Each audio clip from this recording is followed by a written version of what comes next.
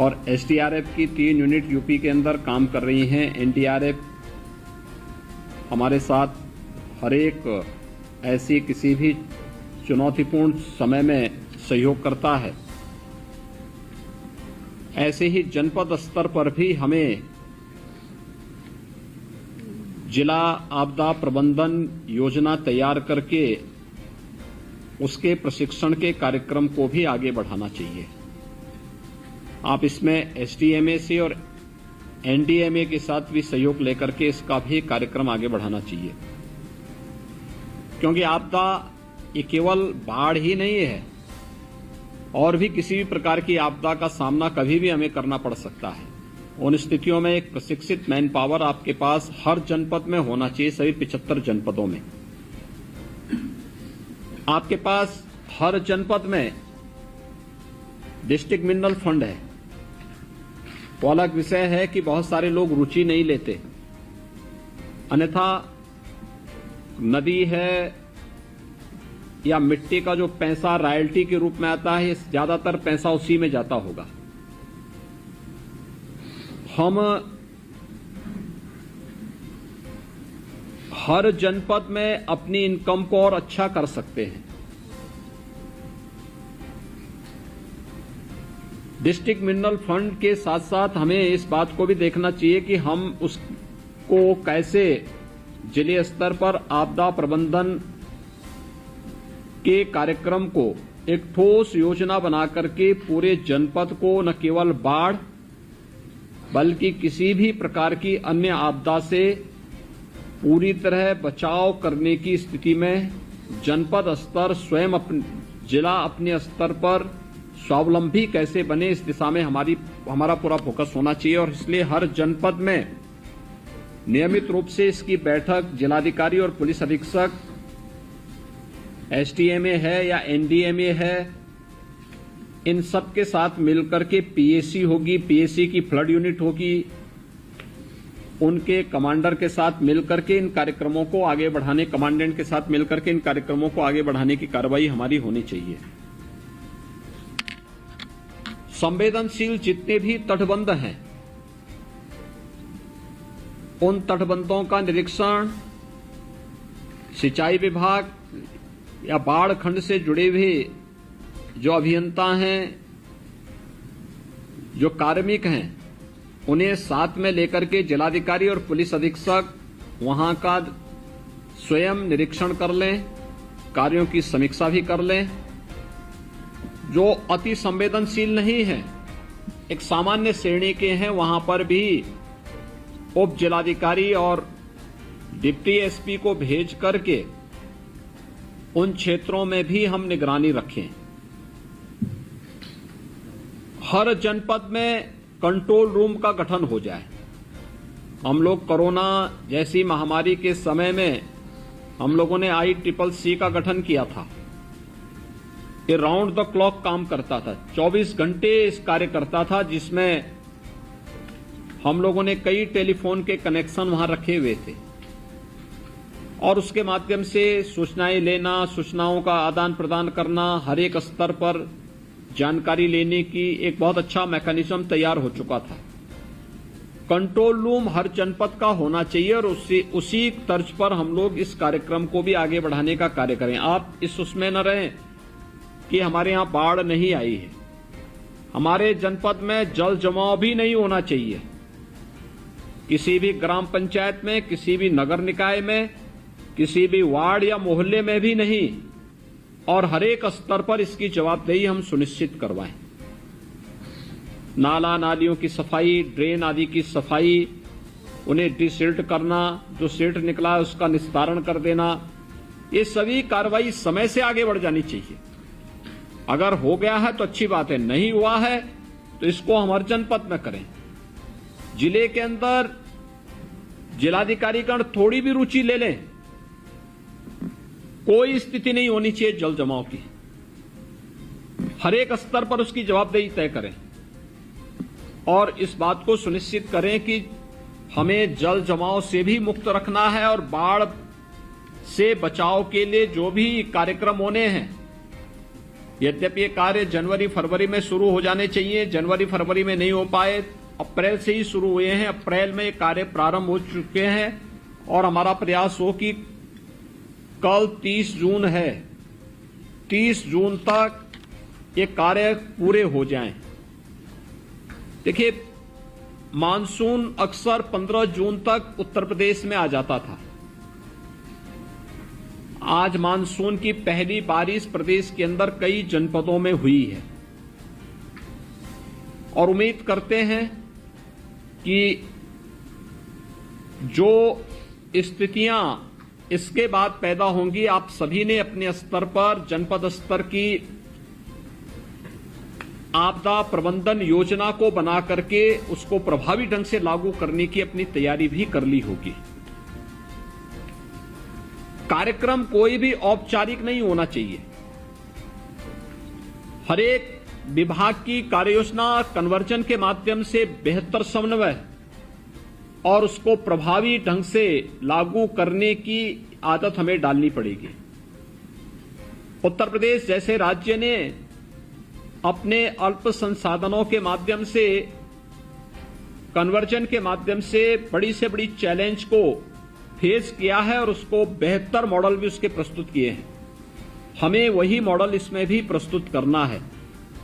5 वर्षों में जो व्यवस्थित कार्य योजना प्रदेश के अंदर बनी थी, परिणाम है कि 40 जनपदों से, यानी जो 26 जनपद अति संवेदनशील थे और बाकी 16 जो जनपद थे जो संवेदनशीलता की श्रेणी में थे, धीरे धीरे करके उनकी संख्या कम होती गई और आज प्रदेश के अंदर जब हम बाढ़ की स्थिति देखते हैं तो बरसात के दौरान विगत वर्ष काफी बड़े पैमाने पर बरसाती पानी आया था।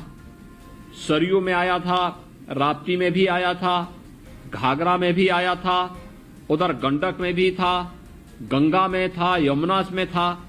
लेकिन इन सब को व्यवस्थित कार्य योजना को समय पे लागू करने का परिणाम था कि जनधन की हानि न्यूनतम हुई थी यूपी के अंदर। पहले से ही लागू की गई कार्य योजना की प्रभावी समीक्षा करना, उसका पर्यवेक्षण करना और उसको प्रभावी ढंग से लागू करने के लिए जो कार्यक्रम प्रदेश के अंदर लागू हुए थे, आज उसके परिणाम हम सबके सामने दिखाई देते हैं। हमने नदियों को चैनलाइज करने के लिए ड्रेजिंग की, लेकिन ड्रेजिंग का कार्य तब तक पूरा नहीं होता जब तक कि हम जो सिल्ट वहां से निकले उसको सही ढंग से ऑप्शन करके उसको वहां से निस्तारित नहीं कर दें। और मुझे लगता है कि ये तो हमारे लिए प्रकृति प्रदत्त एक ऐसा उपहार है कि जिसका आप उपयोग कर लेंगे तो आपके यहां इलीगल माइनिंग की बहुत बड़ी समस्या का समाधान हो जाता है। लेकिन जनपद स्तर को रुचि लेनी पड़ेगी, जिलाधिकारियों को माइनिंग विभाग के साथ मिलकर के इसके बारे में रुचि लेनी पड़ेगी, समय पे इस कार्य योजना को आगे बढ़ाना पड़ेगा। अगर सिर्फ वहीं पड़ी रहेगी फिर वह नदी के ही उसमें चला जाएगा और उसी के पेट में जाएगा तो फिर नदी फैलेगी और जब फैलेगी तो उसके बाद समस्या खड़ी होनी है। बाढ़ तभी पैदा होता है, बाढ़ की समस्या तभी खड़ी होती है जब ये हम व्यवस्थित रूप से जो चैनलाइज के कार्यक्रम को हम सही ढंग से उसको लागू करने में जहां भी विफल है वहां पे इस प्रकार की स्थिति पैदा हो रही है। इसलिए अब आपके पास समय नहीं होगा, लेकिन फिर भी अगर संभव हो सकता है तो इस पे अनिर्णय का शिकार न बन करके समय से इस कार्यक्रम को हमें आगे बढ़ाना चाहिए और अगली कार्य योजना को भी अभी से तैयारी कर लेनी चाहिए। उन संभावित क्षेत्रों को पहले से चिन्हित कर लेना चाहिए कि जहां पे हमें नदी को चैनलाइज करना हो, जो तटबंध के नजदीक हो, गांवों के नजदीक हो, वहां पर नदी का अपना एक निश्चित कैचमेंट एरिया होता है। लेकिन कैचमेंट एरिया पर जब भी अतिक्रमण होता है तो नदी वहां से दूर भागती है और जब नदी दूर भागती है तो उसके बाद फिर नई आबादी उसकी चपेट में आती है, उसके कारण जनधन की हानि उसके कारण होती है। हम इस बात को सुनिश्चित करें कि नदी के कैचमेंट एरिया पे किसी भी प्रकार की इलीगल माइनिंग न होने दें। मैं देखता हूं कई जनपदों में नदी के कैचमेंट एरिया से लोग मिट्टी निकालते हैं, वहां पे इलीगल माइनिंग करने लगते हैं या वहां पर अन्य ऐसी गतिविधियां करते हैं जिसके कारण नदी के कैचमेंट एरिया के साथ खिलवाड़ होता है और फिर वह बाढ़ को आमंत्रित करता है और उसके कारण भी जनधन की हानि होती है। हम इस बात को देखें कि इसको हम हर हाल में हर जनपद इसको रोकें और ये हर जनपद का दायित्व बनता है कि हम लोग अपने यहां इलीगल माइनिंग को किसी भी परिस्थिति में आगे बढ़ने न दें, उसको हर हाल में रोकें। जो माइनिंग एक सिस्टम के साथ जोड़ करके शासन की सहमति से और बाकायदा नियमों के अंतर्गत हो रहा है, उसी को हम आगे बढ़ाने के लिए कार्य आगे बढ़ा देंगे तो कहीं कोई समस्या नहीं आने वाली है। हम लोग इस बात को भी ध्यान में रखेंगे कि जो भी कार्य योजना बनी है उसकी क्वालिटी की जांच, तटबंधों की संवेदनशीलता और अति संवेदनशीलता और संवेदनशीलता को ध्यान में रख करके जो कार्य योजना बनाई गई है। सिंचाई विभाग ने पिछले 5 वर्ष के अंदर बेहतर तकनीक को अपना करके बाढ़ बचाव के कार्यक्रमों को आगे बढ़ाने का कार्य किया है। बाढ़ निरोधक उपायों को प्रभावी ढंग से लागू करने का काम किया है। हर जनपद जो भी बाढ़ के प्रति अति संवेदनशील हैं वे इसे वहां पर लागू करें। सबसे बड़ी जिम्मेदारी सिंचाई विभाग के ऊपर आएगी, लेकिन अन्य जिन विभागों की चर्चा यहां पर अभी मैंने की है, ये सभी विभाग जनपद के अंदर भी होंगे। जनपद के अंदर भी इनके साथ बैठ करके जिलाधिकारी जनपद स्तर पर जनप्रतिनिधियों के साथ भी बेहतर संवाद बना करके इस बात को सुनिश्चित करेंगे कि कार्य योजना जो बनाई गई है वह व्यवस्थित रूप से लागू हुई है या नहीं हुई है। ऐसा नहीं कि हम बाढ़ आने का इंतजार कर रहे हैं तब आप नाव की व्यवस्था करेंगे, बाढ़ आने का इंतजार करेंगे तब आप चारे के लिए तब आप टेंडर निकालेंगे। ये सारी कार्य योजना आपके पास पहले से होनी चाहिए। अगर बचता भी है तो जब आपके पास निराश्रित गौआश्रय स्थल है आप वहां उनको बेच दीजिए, बाद में उनकी आवश्यकता पड़ेगी ही पड़ेगी। लेकिन आपके पास हमेशा एक स्टॉक इस प्रकार का होना चाहिए जहां पर आप पर्याप्त मात्रा में बाढ़ पीड़ितों के लिए खाद्यान्न और राहत पैकेट बनाने की व्यवस्था के साथ साथ जो वहां पर बाढ़ के कारण जिन पशुओं को सुरक्षित स्थानों पर पहुंचाने की कार्रवाई होगी उन्हें आप पर्याप्त मात्रा में उनके लिए भी चारे की व्यवस्था दे सकें और इसे हमें प्रभावी ढंग से आगे बढ़ाने की कार्रवाई करनी चाहिए। आधुनिक तकनीक का उपयोग करना चाहिए और हमारा प्रयास होना चाहिए कि बाढ़ एक आपदा है, आपदा के कारण जनधन की हानि को न्यूनतम स्तर तक पहुंचाने की हमारे स्तर पर प्रयास होने चाहिए और ये हर जनपद अपने अपने स्तर पर इस कार्य योजना को बनाकर के लागू करने की तैयारी कर ले। बाद में इसमें शिकायत नहीं आनी चाहिए। शासन के स्पष्ट निर्देश के बावजूद हम इंतजार करते रहते हैं कि जब शासन से कोई कहेगा तो हम राहत पैकेट बांटेंगे। मुझे लगता है कि अगर बाढ़ आ गई है, गांव मेरुंड हो चुका है, तो हमारा प्रयास होना चाहिए कि पीड़ितों का हम भोजन की पैकेट उपलब्ध करवा दें। अगर आपको लगता है कि गांव को वहां से हटा करके सुरक्षित स्थान पर पहुंचाना है तो हमें उन्हें सुरक्षित स्थान पर किसी सार्वजनिक भवन में सुरक्षित स्थान पर रखने की वहां पे पहले से व्यवस्था करनी चाहिए। पीड़ितों में खासतौर पर महिलाओं और बालिकाओं की सुरक्षा का उचित प्रबंधन करना चाहिए। कुत्ता या कोई जंगली जानवर किसी बच्चे को, किसी व्यक्ति को, किसी बुजुर्ग को नुकसान न पहुंचाने पाए, इसकी भी एक वहां पे व्यवस्था देख लेनी चाहिए। लोगों को पहले से ही इन कार्यक्रमों के साथ जोड़ने की तैयारी हमारी होनी चाहिए। अगर ये सभी कार्यक्रम सभी विभाग मिलकर के अपनी अपनी जिम्मेदारियों का निर्वहन करने लग जाएंगे तो फिर बाढ़, जैसे हमने पिछले 5 वर्षों के अंदर व्यवस्थित कार्य योजना के माध्यम से उस पर प्रभावी रोक लगाने में सफलता प्राप्त की है, ऐसे ही हम लोग इस वर्ष भी बाढ़ जैसी आपदा को प्रभावी ढंग से रोकने में हमें मदद मिल सकती है। ड्रेजिंग की जो कार्रवाई एल्गिन चरचरी डैम के पास हुआ है, तटबंध के पास होता है, जो बस्ती के पास हो रहा है, या जो अन्य जनपदों में जो कार्य हुए हैं, हमें देखना चाहिए कि हम अन्य क्षेत्रों में भी अभी से सर्वे करके, बाढ़ के दौरान ड्रोन से सर्वे करके या सैटेलाइट मैपिंग के माध्यम से भी हम इन चीजों को चेक कर लें कि हमें बरसात के तत्काल बाद भी कौन से ऐसे क्षेत्र होंगे जहां पर हम इन कार्यक्रमों को लागू करते हुए नदियों को चैनलाइज करने की व्यवस्था अभी से प्रारंभ कर लें, जिससे कार्य समय पे आगे बढ़ सके। अन्यथा मई जून में कार्य योजना बनाने से कुछ नहीं होने वाला है। यह कार्यक्रम आपके अक्टूबर नवंबर से ही बनते हुए दिखाई देने चाहिए, जिससे अप्रैल आते आते बाढ़ बचाव के सारे कार्यक्रम आप लागू कर सकें।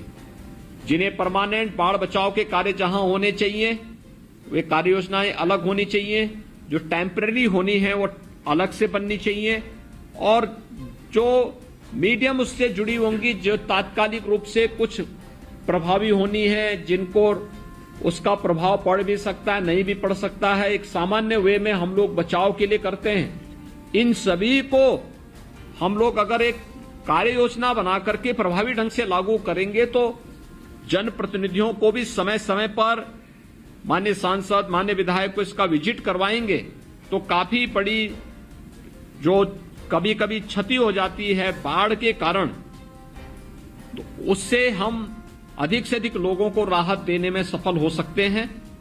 मुझे विश्वास है कि आज जो कार्य योजना यहां पर तैयार करनी, यहां पर आप लोगों के स्तर पर तैयार की गई है, आप अभी से इसकी कार्य योजना को प्रभावी ढंग से लागू करने की तैयारी भी करेंगे।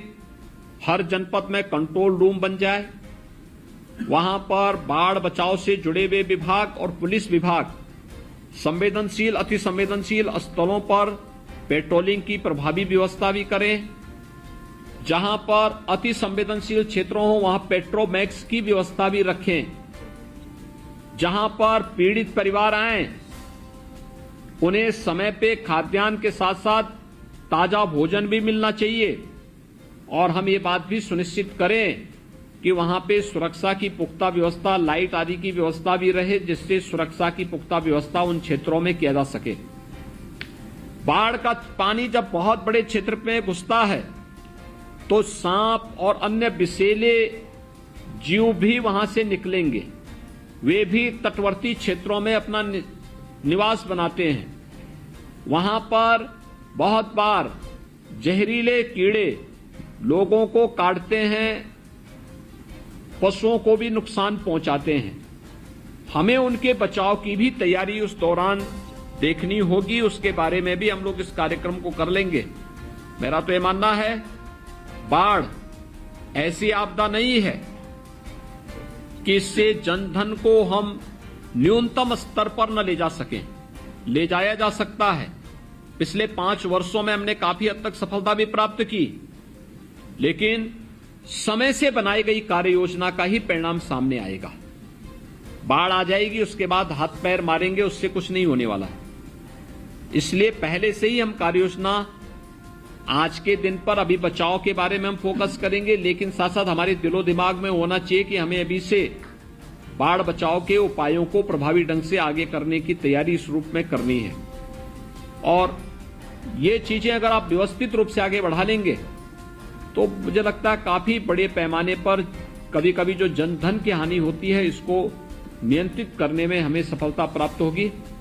सभी विभाग मिलकर के इस कार्यक्रम को लागू करेंगे और अपने अपने जनपद में जिलाधिकारियों के द्वारा, पुलिस अधीक्षक के द्वारा सभी संबंधित विभाग मिलकर के इन कार्यक्रमों को आगे बढ़ाएंगे। स्वास्थ्य विभाग भी इस बात को ध्यान में रखेगा कि बाढ़ से संभावित क्षेत्रों में शुद्ध पेयजल की आपूर्ति के साथ वहां पे क्लोरीन की गोलियों का वितरण होता है।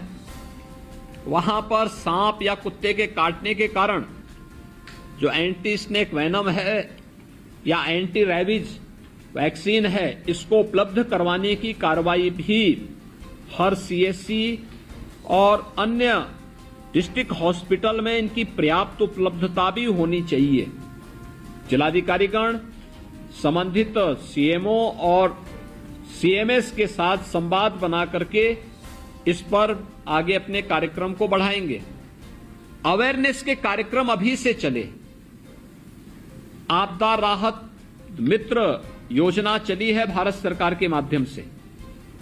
आपदा राहत मित्र के माध्यम से जो कार्यक्रम आगे बढ़े हैं, इन कार्यक्रमों को भी हमें देखना चाहिए। छोटे छोटे उपाय हो सकते हैं। जल जनित तमाम प्रकार की बीमारियों से बचाव के लिए जो कार्यक्रम चलते हैं, हमें क्या करना है, बाढ़ बचाव के दौरान लोगों को क्या हो सकता है, पेयजल की आपूर्ति हो सकता है, शुद्ध पेयजल की आपूर्ति न हो पाए, क्या वो पानी वैसे पी लें या वैसे छान के पी लें? अगर गर्म करके छान के पिएंगे तो कोई भी डायरिया, हैजा आदि कोई बीमारी नहीं होगी। चर्म से जुड़े हुए कोई चर्म रोग नहीं होगा। लेकिन हम वहां पे इन कार्यक्रमों के बारे में लोगों को अवगत कराएं तब। दूसरा, जब बाढ़ का पानी उतरता है या बाढ़ के दौरान भी हमारा प्रयास होना चाहिए कि चिकित्सकों की टीम नियमित विजिट करे वहां पर। हम निरंतर इसके बारे में तैयार करें। कोरोना से बचाव के लिए भी हमें उपाय वहां पे करने होंगे, क्योंकि पहले से बाढ़ की पीड़ा झेल रहा है, इधर कोरोना अलग महामारी है। तो इन सब के बारे में भी हमारी वहां पे व्यवस्था होनी चाहिए।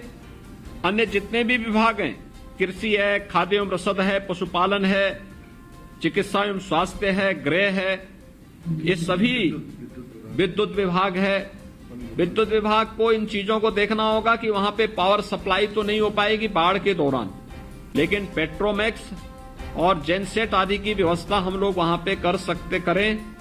यह काम विभाग के स्तर पर ही होना है। खासतौर पर सिंचाई विभाग के जहां चौकियां होंगी, बाढ़ चौकी होंगी, वहां पे पेट्रोमैक्स की व्यवस्था। राहत कैंपों में, शिविरों में प्रयास होना चाहिए कि राहत शिविर स्कूल की बिल्डिंग में या उस दौरान कोई खाली पड़े पक्के भवन और अच्छे भवन में ही हम इन चीजों को करेंगे। ऐसा न हो कि आप उनके लिए टेंट लगाना प्रारंभ करें और बाद में उसके कारण भी समस्या खड़ी हो। सुरक्षा के साथ किसी प्रकार का कोई खिलवाड़ नहीं होना चाहिए। इन चीजों को भी ध्यान में रख करके ये चीजें हमें आगे बढ़ानी होंगी। और जैसे विगत वर्ष हम लोगों ने काफी बड़ी मात्रा में बरसात होने के बावजूद जनधन की हानि को न्यूनतम स्तर तक पहुंचाने में हमें सहायता मिली थी। इस वर्ष भी बाढ़ जैसी आपदा के कारण होने वाली किसी भी प्रकार की जनधन की हानि को हम लोग नियंत्रित करने में सफल होंगे। ये हम सबको मिलकर के करना होगा। जनपद स्तर पर जिलाधिकारी और पुलिस अधीक्षक इसको नेतृत्व देंगे। शासन स्तर पर कंट्रोल रूम की निगरानी राहत आयुक्त के माध्यम से निरंतर हो। एसडीएमए उनका सहयोग करे वहां पर, और हमारी सभी टीमें अभी से पहुंच जाएं उन क्षेत्रों में जहां पर बाढ़ की पहली आहट होती है। लखीमपुर खीरी, पीलीभीत, सीतापुर, ये जो जनपद हैं, इन जनपदों में अभी से हमारी तैयारी उसे आगे बढ़ाने के लिए हो जानी चाहिए। और वहां पे नियमित प्रैक्टिस करके हम लोगों को एक भय से पहले से मुक्त करने की तैयारी भी करें। जो जवान या जो स्वयंसेवक कार्य में लगते हैं, उनके लिए समय पे लंच पैकेट उपलब्ध हो जाए। अक्सर होता है कि 8-8 घंटे, 12-12 घंटे वे काम कर रहे हैं और उनको कुछ भी नहीं मिल पाता है। ये डिस्ट्रिक्ट एडमिनिस्ट्रेशन इस बात को सुनिश्चित करें कि फील्ड में तैनात जवानों को समय पे भोजन आदि जो भी दिया जाना है, वो पैकेट ताजा और सही भोजन उन्हें समय पे प्राप्त हो जानी चाहिए। बाढ़ बचाव के उपायों के लिए अन्य जो भी प्रयास होने हैं, जिन भी विभागों के स्तर पर शासन ने समय समय पर उस प्रकार के निर्देश जारी किए हैं, हम उसे प्रभावी ढंग से लागू करने की तैयारी करेंगे। ये मुझे आज के यहां पर आपसे कहनी थी। मैं विश्वास के साथ कहता हूं कि 5 वर्ष के अंदर के सफल मॉडल के बाद सिंचाई विभाग और अन्य विभाग मिलकर के इस वर्ष भी बाढ़ जैसी आपदा को नियंत्रित करने में सफल होंगे। इस पूरे कार्यक्रम के लिए मैं आपके साथ में हुई। मेरे आप सबके प्रति शुभकामनाएं भी हैं। धन्यवाद जी।